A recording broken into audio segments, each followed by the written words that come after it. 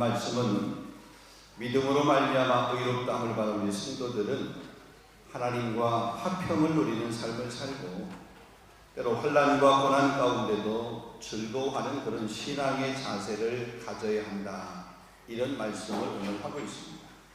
그래서 하나님과 화평하고 우리가 어떠한 환경이든지 그 환경 안에서 우리는 즐거워해야 됩니다. 짜증내고 그것 때문에 스트레스 받아서 열받아서 화내고 이것이 아니라 어떠한 환경이든지 그 환경 안에서 즐거워해야 된다. 왜냐? 오늘 그 말씀을 한번 같이 보겠습니다. 왜 우리가 그래야 되는지. 우리는 그냥 다른 사람들처럼 내 감정대로 그렇게 반응하면 왜 안 되는지, 내가 하고 싶은 말이 있는데 왜 그 하고 싶은 말을 나는 입을 조금 가리면서 그 말을 하지 않아야 되는지, 내가 가고 싶은 곳이 있는데 왜 내 발걸음은 그곳을 가면 안 되는지, 시간, 내 시간인데 그 내 시간을 내 마음대로 사용하지 않아야 됩니다. 다른 사람은 그렇게 해도 괜찮은데 나는, 하나님의 자녀인 나는 왜 그러면 안 되는지, 오늘 말씀을 통해서 같이 한번 생각하면서 우리 지난날 우리의 삶의 모습, 또 앞으로 우리의 삶의 모습을 말씀을 통해서 점검해보고 또 새롭게 결단하는 그런 귀한 시간이 될 수 있기를 주님의 이름으로 축원합니다. 바울은 로마서 3장 앞에 23절 말씀 보면 모든 사람이 죄를 범하였으며 하나님의 영광에 이르지 못하더니 라고 이렇게 말합니다. 그러니까 인간의 죄악과 전적인 타락에 대해서 언급하였습니다. 그렇기 때문에 인간은 필연적으로 하나님의 선에 참여하지 못하게 되고 반드시 하나님의 공의와 심판 앞에 서야 하고 인간의 어떠한 노력을 가지고는 구원에 이를 수 없는 존재다라고 하는 것을 단호하게 그렇게 말하고 있습니다. 그러면서 이렇듯 부패하고 타락한 인간은 오직 믿음을 통해서만이 하나님의 의를 받을 수 있다, 칭의의 은혜를 얻을 수 있다라고 하는 이런 말을 하고 있습니다.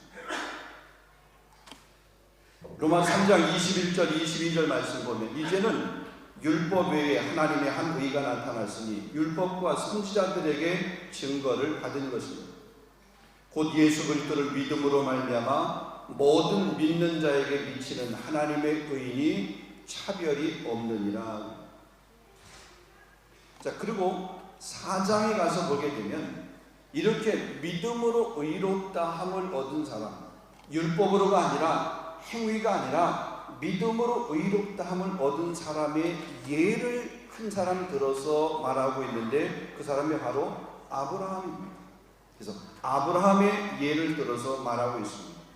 로마 4장 3절 말씀에 보면 아브라함이 하나님을 믿음에 그것이 그에게 의로 여겨진 바 되었느니라.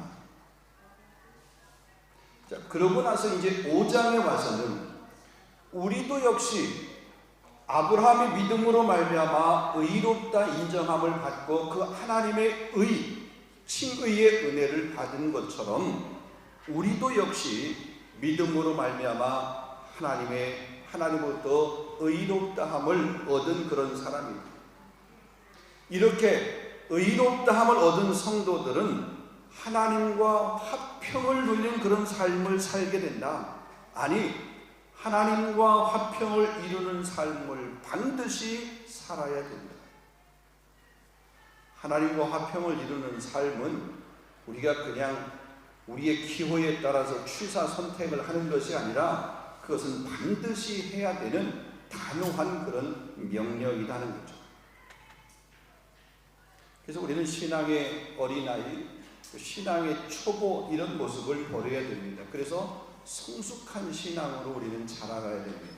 할렐루야. 히브리서 기자가 이렇게 말합니다. 히브리서 6장 1절로부터 2절입니다. 그러므로 우리가 그리스도의 도의 초보를 버리고 완전한 대로 나아갈지니라. 그러니까 초보를 버리고 완전한 대로 나아가라. 믿음으로 의롭다함을 받은 것으로 머무는 것이 아니라 은혜를 받은 것으로 우리가 그냥 만족하고 거기에 머물러 있는 것이 아니라 완전을 향하여서 우리는 나아가야 된다. 은혜 받는 것은, 그 은혜를 누린 것은, 믿음으로 말미암아 의롭다함을 얻은 것은 초보예요. 초보. 그건 어린아이야. 근데 거기에 그냥 머물러 있어서 되는 것이 아니라 은혜 받았으면 은혜 받은 자의 삶을 살아야 되고, 은혜 받은 자의 언행을 해야 되고, 은혜 받은 자의 시간 관리를 해야 되고, 은혜 받은 자의 물질 관리를 해야 되고, 은혜 받은 자의 대인관계 관계를 가져야 된다는 거죠. 예배도 역시 마찬가지입니다. 예배도 마찬가지. 완전을 향하여서 나아가야 된다. 온전함을 향하여서 나아가야 된다. 그것을 바울은 에베소서 4장에서 우리가 다 하나님의 아들을 믿는 것과 아는 일에 하나가 되어 온전한 사람을 이루어 그리스도의 장성이 충만한 데까지 이르리니 그에게까지 자랄지니 그는 머리니 곧 그리스도라. 그리스도의 장성에 충만한 데까지 우리가 자라가야 된다. 이건 계속해서 진행형입니다. 오늘, 내일, 그 다음날 계속해서 우리는 성장해 가야 되는데 그리스도의 장성한 분량이 이르기까지 우리는 성장해 가야 됩니다. 예수님도 역시 말씀했습니다. 예수님도 마태복음 5장 48절 말씀에 보면 그러므로 하늘에 계신 너희 아버지의 온전하심과 같이 너희도 온전하라 그랬어요. 여러분, 하나님의 온전하심과 같이 우리도 그렇게 온전하라. 그 얘기는 계속해서 그렇게 성장해 가라 이 말입니다. 신앙의 언저리 혹은 은혜의 언저리에만 머물러 있지 말고 중심으로 나아가고 성숙으로 나아가야 된다. 여러분, 성전 문고리만 잡고 마당만 밟는 그런 신앙이 아니라 성소 안으로 들어가야 됩니다. 은혜의 보좌 앞에 들어가야 됩니다. 하나님의 은혜의 그 풍성함을 경험할 수 있어야 되는 거죠. 그 하나님의 은혜의 성소한 제단 안에서만 내려지는 것을 보게 되잖아요. 성전 뜰에만 머물러 있는 신앙이 아니라 성소 안으로 들어가는 거죠. 우리가 구약의 그 성막을 공부하면서 우리가 보았지만 그 성막을 들어가는 문 하나밖에 없습니다. 동문 하나. 왜냐하면 오직 구원은 예수 그리스도 한 분만으로 이루어지기 때문에. 여러분, 성소를 사람들이 찾으려고 그러면 동쪽에서도 오는 사람도 있겠고 서쪽에서 오는 사람도 있겠고 저 북쪽에서 오는 사람도 있고 남쪽에서 오는 사람도 있고 그러면 들어오는 문을 동쪽에도 만들고 서쪽에도 만들고 남쪽에도 만들고 북쪽으로 만들면 사람들이 오기 편할 거예요. 근데 성막을 만들면서 문은 딱 하나, 동문 한쪽만 만들어요. 왜 그랬을까? 우리의 상식으로 생각하면, 우리 성으로 생각하면 한 요런 쪽 다 만들면 좋잖아. 오기 편하고. 근데 왜 꼭 그 길로만 와야 되고 그 문으로만 들어와야 되냐 이거죠. 거기 분명한 의미가 있기 때문에. 그리고 성소의 그 문으로 들어와서 그 성소의 뜰에만 머물러 있는 사람이 있고 성소 안으로 들어가는 사람이 있고 더 나아가서 그 지성소까지 나아가는 그런 사람들도 있어요. 성전 뜰만 밟는 신앙이 아니라 성소로 나아가는 그런 신앙이 되어야 될 줄로 믿습니다. 여러분, 성전의 마당만 밟는다고 하는 것은 우리가 보통 보면 여러분 이렇게 여행을 하고 주변에 이렇게 여행을 하다가 보면 그 여행하면서 대부분 성당을 많이 이렇게 방문을 하게 됩니다. 그런 성당, 유명하다고 하는 그런 성당이나 교회를 방문을 하게 되는데 여러분, 그 성당 안에 들어가서 구경하는 것과 그 성당 안에서 예배하는 것하고는 완전히 다릅니다. 우리가 예배자로 성소에 나아가야 되는 것이지 구경꾼으로 성소에 나아가는 자가 되어서는 결코 안 된다는 것입니다. 여러분, 더 나아가서 우리가 은혜 받은 것이 우리 신앙생활의 전부가 되어서는 안 됩니다. 아까 말씀드린 것처럼 은혜 받은 후에는 그 은혜 받은 것에 대한 합당한 열매를 맺는 그런 삶을 살아야 되는 거죠. 그것이 하나님께서 우리에게 원하시는 것이고 또 그것이 하나님의 뜻을 이루어 드리는 삶이라는 겁니다. 근데 우리가 정말로 그러고 있는가요? 그래서 우리가 파리의 그 대표적인 그 랜드마크라고 하는 어린이들을 이렇게 좋아하는 그 디즈니랜드 있습니다. 여러분, 디즈니랜드 한두 번씩은 여러분 다 가보셨으리라 생각합니다. 여러분, 그 많은 사람들이 그 놀이기구를 타려고 그러면 우리가 보통 어때요? 남들이 줄 서 있으면 나는 천천히 가가지고 그냥 줄 서고 뭐 이 못하면 말지 뭐 이거 사람 많으니까 그냥 사람 없는 저쪽으로 가볼까? 거기도 많네. 다른 쪽으로 가볼까? 이 많네. 다음에 타지 뭐. 이런 그런 사람이 있어요. 이번 놀이기구 하나 타기 위해서 한 30분도 기다리고 심지어는 조금 더 이렇게 재밌는 거 이런 것들은 1시간도 기다립니다. 여러분, 30분 기다리려고 얼마나 힘들어요. 그것도 아침에 일찍 개장할 때부터 들어갔잖아요. 그러고서 놀이기구 하나 타려고 하는데 10분도 아니고 30분, 1시간 정도. 피곤하고 그러면 포기할 것 같은데요. 절대로 우리는 포기 안 합니다. 끝까지 기다렸다가 탑니다. 그리고 하나 타고 나서 그 다음에 빨리 다른 곳으로 가가지고 또 이렇게 대기하고 있다가 또 타요. 아침에 개장할 때 들어갔다가 폐장할 때 나오면서도 뭐냐면 왜 야간 개장 안 하지? 이런 마음을 가지고 나오죠. 놀이기구 하나를 타려고 피곤하고 기다리고 그래도 그거 그냥 마다하지 않고 기다리고 또 아쉬워하고. 근데 정말 우리가 하나님의 은혜에 대한 말씀에 대한 이런 놀이기구 앞에 서 있는 그런 마음 같은 그런 자세가 우리에게 있는가라는 거죠. 예배에 대한 이런 마음들이 있는가죠. 우리가 하나님의 백성다운 삶을 살기를 위해서 얼마나 애를 쓰고 있는가. 주일의 예배를 위해서 여러분 어떠한 마음을 가지고 여러분 계십니까? 요즘 최근에 우리 청년들 참 너무 이렇게 예뻐요.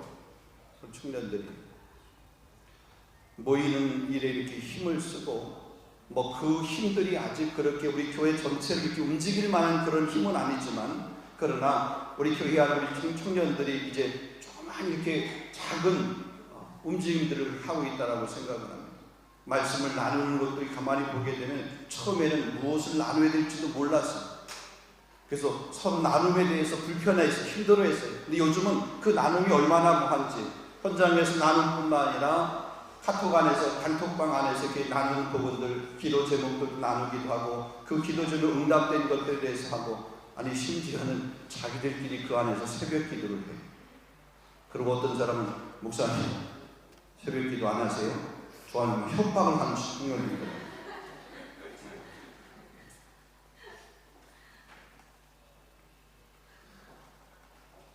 청년들의 그런 변화들이 있어요. 요즘 수요일마다 우리 청년들이 나와서 기도하는데 얼마나 뜨겁게 기도하는지 모르겠어요. 지난번에 말씀을 드렸지만 요즘 청년들하고 저는 예배 끝나고 먹방하는 재미로 수요일날 나오는 것 같아요. 그런 재미있습니다. 이전에 이렇게 많이 잠잠했던 혹은 많이 쉬었던 많이 이렇게 뒤로 물러섰던 그런 청년들의 신앙들이 다시 뜨겁게 이렇게 세워진 모습을 보면서 얼마나 감사. 여러분 청년의 제 부흥을 위해서 기도 많이 해주시기를 주님의 이름 부탁을 드립니다.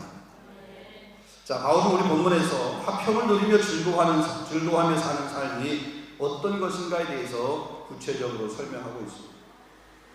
그것은 바로 우리가 환난 중에도 즐거워하는 삶을 사는 것이다. 왜 우리가 고난 중에도 즐거워하는가? 이유는 그 고난, 혹은 환난이라고 하는 것이 인내를 만들어내고 인내는 연단을 이루고 연단은 소망을 이루기 때문에 그렇다라고 오늘 본문 우리가 말하고 있습니다. 우리가 보통 성공을 이야기합니다. 여러분, 성공이, 다른 사람이 성공한 것, 누가 성공한 것, 또 일반적으로 성공이 부럽다라고 그러면 간단해요. 성공한 사람만큼만 하면 됩니다. 얼마나 쉬워요. 성공이 부러우면 성공한 사람만큼만 나도 하면 돼요. 근데 우리는 성공은 부러워하는데 성공한 사람만큼 나는 노력을 안 해요. 영적인 거장을 우리가 부러워해요. 믿음의 거목을 우리가 부러워해요. 근데 그 믿음의 거목을 부러워하는 만큼 그 사람의 그 신앙 거목이 되기까지 위해서 그렇게 했던 그 신앙의 습관들이나 이런 믿음의 행위들은 나는 안 해요. 그러면서 그냥 부러워만 하는 거예요. 여러분, 성공의 키워드라고 하는 것이 무엇 때문에 성공했다라는 것이 아니라 그럼에도 불구하고 극복했기 때문에 성공했다라는 거예요. 인생은 누구나 살면서 온갖 환난과 시련과 고난과 고통을 겪습니다. 시편 90편 10절 말씀 보면 우리 연수가 70이요 강건하면 80이라도 그 연수의 자랑은 수고와 슬픔뿐이고 신속히 날아가느니라 그랬습니다. 여러분, 좋은 신앙이라고 해서 고난이 없는 것 아닙니다. 좋은 신앙을 가진 사람들도 고난을 받았습니다. 창세기 47장 9절 말씀에 보면 야곱이 바로왕 앞에서 이렇게 말합니다. 내 나그네 길의 세월이 130년이라 내 나이가 얼마 되지 못하니 우리 조상들의 나그네 길의 연주에 미치지 못하나 험악한 세월을 보내었나이다. 야곱도 험악한 세월을 보냈다라고 그가 얘기하고 있습니다. 자, 그러면 신앙이 없는 자와 신앙이 있는 자의 차이가 뭘까? 고난이라고 하는 것이 올 때에 신앙이 없는 사람은 원망하고 불평하고 때로 분노하고 절망하고 때로는 좌절하고 자포자기합니다. 그러나 신앙이 있는 사람은 그 가운데서 하나님의 뜻을 생각하고 소망을 가지고 인내합니다. 환난을 오히려 유익한 방향으로 바꾸어 버립니다. 본 3절 말씀을 보겠습니다. 다만 이뿐 아니라 우리가 환난 중에도 즐거워하나니 그랬습니다. 우리가 환난 중에도, 바울은 그랬습니다. 우리가 환난 중에도 즐거워한다. 여러분, 여기서 말하는 환난이라고 하는 이 말은 여러분, 포도즙 있죠, 포도. 그 포도즙을 그 포도즙 틀에서 이렇게 짜내는 것 같은 그런 것을 환난이라고 얘기합니다. 그런 고통, 그런 슬픔을 이야기합니다. 즐거워한다, 그런 것들을 즐거워한다는 데 그 즐거움이라고 하는 것은 정말 너무 좋아서 의기양양해서 춤을 추면서 덩실덩실 이렇게 춤을 추는 것, 그게 즐거워한다라고 하는 원어적인 의미입니다. 아니, 포도즙 틀에 이렇게 포도즙을 짜는 것 같은 그런 고통, 그런 어려움, 그런 환난을 당할 때에 아니, 춤을 추면서 덩실덩실한, 이게 어떻게 가능하냐? 어떻게 그게 그럴 수 있느냐? 그 비결이 뭐냐? 오늘 본문을 보면 첫 번째로 모든 일에 하나님의 목적과 계획이 있음을 믿는 믿음이 있으면 가능합니다. 본문 3절 하반절 말씀과 4절을 보게 되면 이는 환난은 인내를, 인내는 연단을, 연단은 소망을 이룬 줄 알미라. 하나님이 환난을 허락하신 분명한 이유와 목적과 의도가 있다는 것입니다. 인내하고 연단하고 단련하고 소망을 이루려고 하신다. 하나님과 화평한 성도는 환난이 올 때에 인내합니다. 참고 견딥니다. 그래서 연단되어지고요. 여러분, 금이 재련소에서 뜨거운 불에 녹아져서 그 불순물들이 제거되고 정금이 되는 것처럼 저 산 위에 있는 그런 돌, 그 모난 돌이 비바람을 맞으면서 때로 그 시내를 거치면서 물살과 부딪히고 혹은 다른 돌들과 부딪히면서 흐르고 흘러서 강 하류에 이르게 되면 그렇게 모났던 그런 돌들이 다듬어져서 조약돌과 같은 그런 돌이 된 모습을 보게 됩니다. 이런 모난 돌, 그 돌이 아무리 커도 아무리 단단해도 그것 가지고는 건축 자재로 사용될 수 없습니다. 다듬어져야 됩니다. 다듬어서 사용되어지는 거죠. 우리도 마찬가지입니다. 때로 우리가 환난을 거치면서 우리의 거친 성격이나 모난 그런 부분들이 다듬어지게 되는 거죠. 교만한 마음이 때로 겸손한 마음으로 바뀌어지게 되고, 불평이 가득했던 그런 마음들이 감사로 바뀌게 되고, 자기 중심적인 그런 사람들이 남을 배려하며 존중하는 그런 사람으로 바뀌어지게 됩니다. 하나님이 필요 없이 내 힘으로, 내 능력으로 나는 할 수 있다라고 그렇게 생각하고 자기가 왕이라고 그렇게 생각했던 그런 사람들이 이제는 하나님이 필요합니다. 그리고 고백하는 사람, 하나님을 왕으로 고백하는 그런 사람으로 바뀌게 된다는 겁니다. 성경에 기록된 많은 믿음의 사람들도 보게 되면 한결같이 이런 고난과 환난과 연단이라고 하는 그런 과정들을 다 거쳤습니다. 아브라함 믿음의 조상입니다. 근데 아브라함에게 이런 모습이 없었나요? 있었습니다. 요셉에게도 이런 모습이 있었습니다. 요셉의 생활을 너무나 잘 압니다. 형들에 의해서 그 미디안 장사꾼에게 팔렸습니다. 보디발 장군의 집에서 가정충무로 일을 하면서 여러 가지 어려움을 또 겪었습니다. 그의 생을 가만히 보게 되면 그 롤러코스터를 타는 것 같은 그런 생이었습니다. 그만 그랬습니까? 사도 바울도 역시 마찬가지입니다. 바울이 아라비아 광야에서 3년이라고 하는 그 광야 생활, 그 광야 생활은 그를 연단하고 훈련하는 그런 시간이었습니다. 그 후에 그가 이방인들에게 복음을 전도하는 전도자, 복음 전도자의 삶을 능력 있게 살아가게 되었던 거죠. 모든 사람에게 그런 훈련의 과정, 연단의 과정들이 있다는 겁니다. 하나님께서 우리에게 이러한 환난이나 혹은 연단의 과정으로 고난을 허락하시는 것에는 분명한 이유가 있다. 그 이유는 소망을 이루기 위해서 그렇다. 여러분, 신명기 8장 16절 말씀 보면 내 열조도 알지 못하던 만나를 광야에서 내게 먹이셨나니 이는 다 너를 낮추시며 너를 시험하사 마침내 내게 복을 주려 하심이라. 이스라엘 백성들이 광야의 삶을 살았습니다. 그 광야의 삶을 허락하시고 광야에서 그 만나를 하나님이 내리셔서 먹게 하신 그것은 뭐냐면 그를 낮추고 시험하고 그래서 복을 주려고 그 과정을 허락했다. 광야로 보면 힘든 시간입니다. 근데 그들에게는 하나님께서 그들에게 꼭 필요한 시간으로 그 광야를 준비하신 겁니다. 야고보서 1장 2절 4절도 보게 되면 형제들아 너희가 여러 가지 시험을 당하거든 온전히 기쁘게 여기라. 이는 너희 믿음의 시련이 인내를 만들어내는 줄 너희가 아니라. 인내를 온전히 이루라. 이는 너희도 온전하고 구비하여 조금도 부족함이 없게 하려 합니다.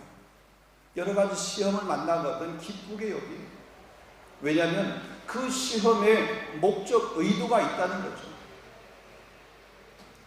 베드로전서 1장 6절 7절 말씀에도 동일하게 말씀합니다. 그러므로 너희가 이제 여러 가지 시험으로 말미암아 잠깐 근심하게 되지 않을 수 없으나 오히려 크게 기뻐하는도다.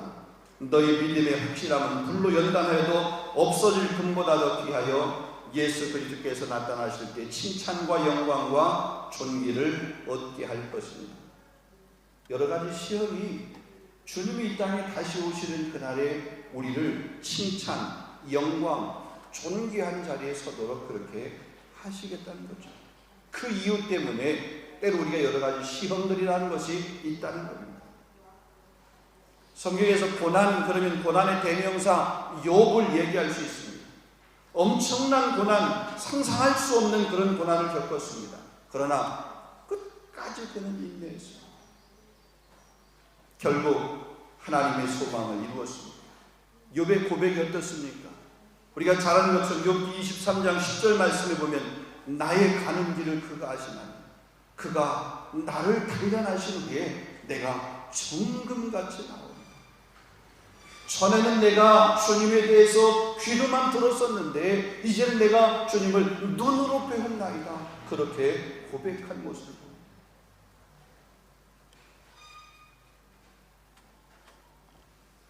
우리가 겪는 모든 일에는 하나님의 무슨 계획이 거기에 숨겨져 있습니다. 아멘. 그래서 어떤 일을 겪더라도 하나님의 무슨 뜻이 있겠지. 그러면서 그냥 묵묵히 그 자리를 지키고 또 인내하고, 그래서 결국 그 일을 통해서 이루시려고 하나님이 계획하셨던 그 뜻을 여러분 이루어내는 저와 여러분 될 수 있기를 주님의 이름으로 축원합니다. 자, 두 번째로 보게 되면 성령의 인도하심이 있기 때문입니다. 다시 말하면 성령께서 우리를 위해서 일하시기 때문이다. 우리가 고난 가운데 있어도 즐거워하고 기뻐해야 되는 이유는 왜냐? 성령께서 우리를 위해서 일하고 계시다. 자, 5절 말씀 보겠습니다. 소망이 우리를 부끄럽게 하지 아니함은 우리에게 주신 성령으로 말미암아 하나님의 사랑이 우리에게 부은 바 됨이니 그랬습니다.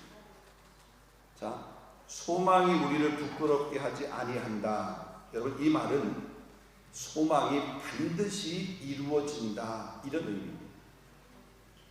그 소망이 반드시 이루어지는 근거는 그럼 뭐냐? 라고 그렇게, 그 근거는 성령으로 말미암아 하나님의 사랑이 우리에게 부은 바 되었기 때문에 그렇다. 쉽게 얘기하면 성령께서 우리를 위해서 일하고 계시기 때문에.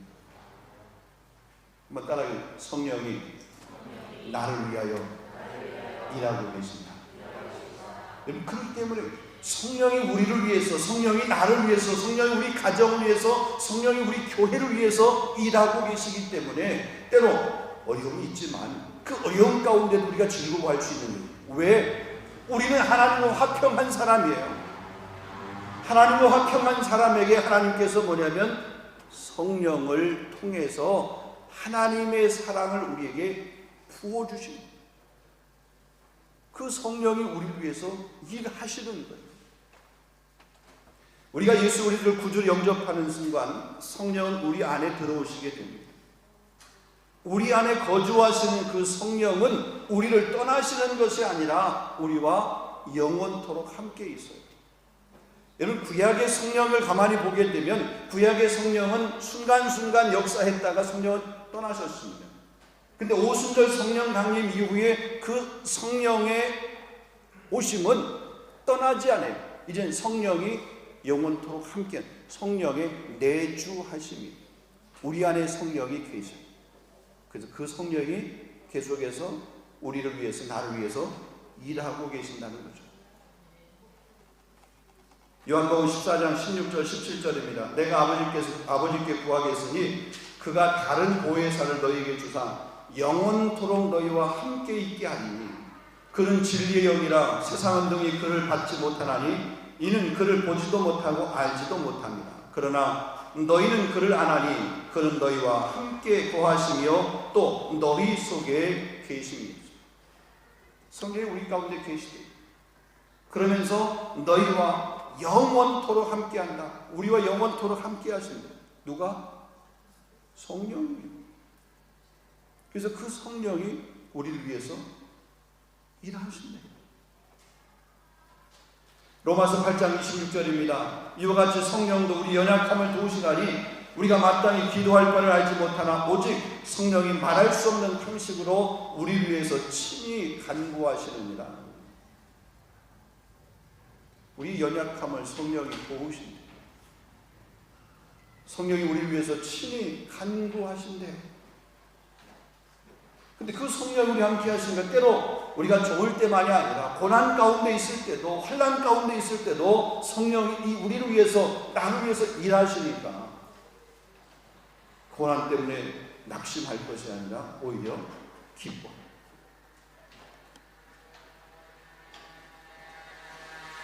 빌립보서 1장 6절 말씀에도 보면 너희 안에 착한 일을 시작하시니가 그리스도 예수의 날까지 이루실 줄을 우리는 확신하노라.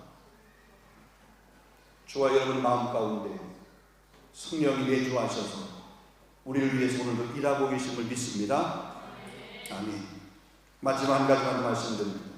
자, 믿음으로 말미암아 하나님과 화평을 누리는 삶, 또 그렇게 하나님과 화평을 누리는 성도의 삶은 다른 사람들과도 우리가 화평을 누리는 삶을 살아야 됩니다. 하나님과 화평을 누리는 삶뿐만 아니라 다른 사람들과. 영국 교회가 자랑스러워하는 복음주의 그런 신학자 중에 한 사람이 톰 라이트라고 하는 그런 신학자가 있습니다. 그가 십자가의 신학을 이야기하면서 그 십자가의 신학의 핵심은 화해다라고 그렇게 말을 한 적이 있습니다. 그래서 그가 십자가를 설명을 하면서 보통 우리 십자가가 이렇게 세로 이렇게 가로로 되어 있잖아요. 이 세로 막대기는 세로 이 나무는 하나님과 인간 사이의 화해를 말하는 것이고, 이 가로막대는 갈라진 그 인류의 화해를 상징하는 것이다, 그렇게 말했습니다.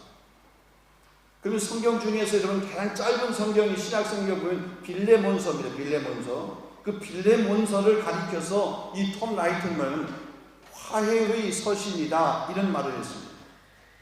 화해를 말하는 서신이다 그랬습니다. 요즘 우리 사회를 가만히 보게 되면 갈등과 대립 혹은 반목과 불협화음들이 얼마나 심한지 모릅니다. 사회가 발전하기 전보다는 사회가 발전하면서 이런 갈등의 관계들이 훨씬 더 많아지고 더 깊어지고 더 넓어지는 그런 모습을 보게 됩니다. 진보와 보수가 나뉘고 지역 간에 나누기도 하고 계층 간에 혹은 국가 간에 혹은 이념 간에 이런 갈등이 얼마나 심한지 모릅니다.